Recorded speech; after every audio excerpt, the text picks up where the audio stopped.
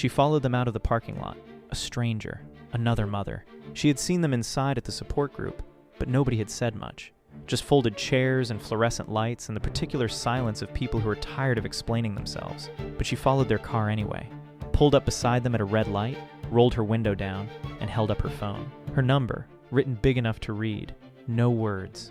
No medical history. No what syndrome is that? Just a number and a face that already knew.